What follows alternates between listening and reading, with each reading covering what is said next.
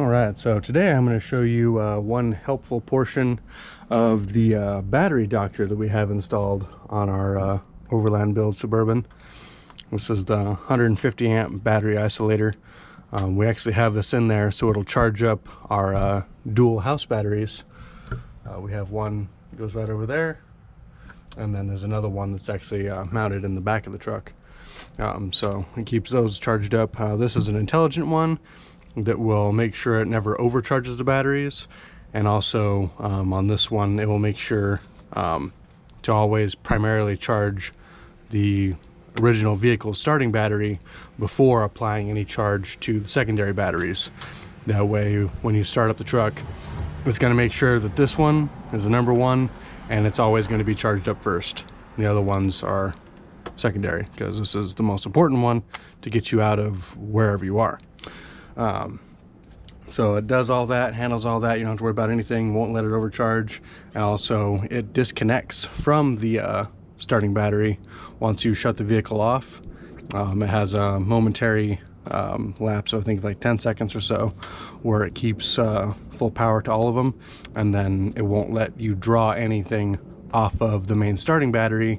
So when you're using, say you're camping out overnight and you're using stuff from your secondary batteries, you could draw those all the way down, and in the morning nothing will be harmed with the main starting battery. So that's pretty helpful to make sure you don't have any issues like that, because last thing you want to be doing is out camping somewhere and forget and leave something on and totally wipe out your whole thing, so you can't start it, don't have any way to jump start it.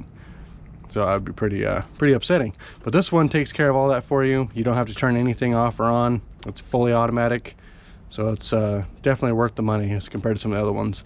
These ones are right around $80. You can get them on Amazon, eBay, I'm sure some other stores.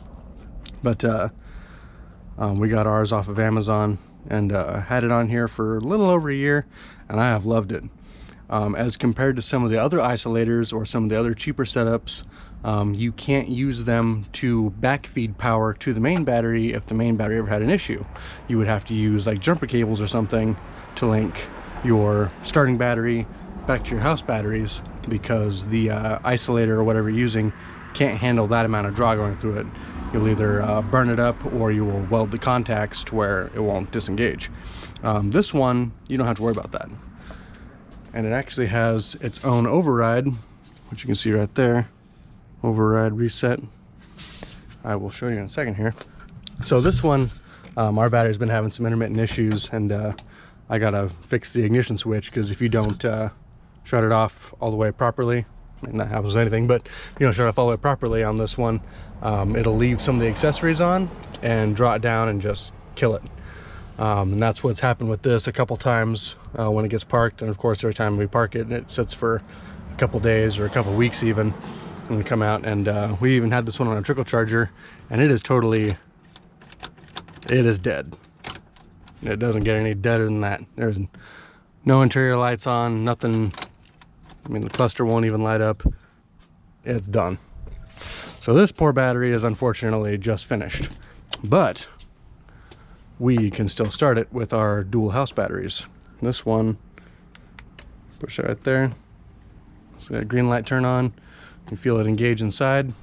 Now we have full power from dual 24 series deep cycle batteries to start the truck. So everything comes back on.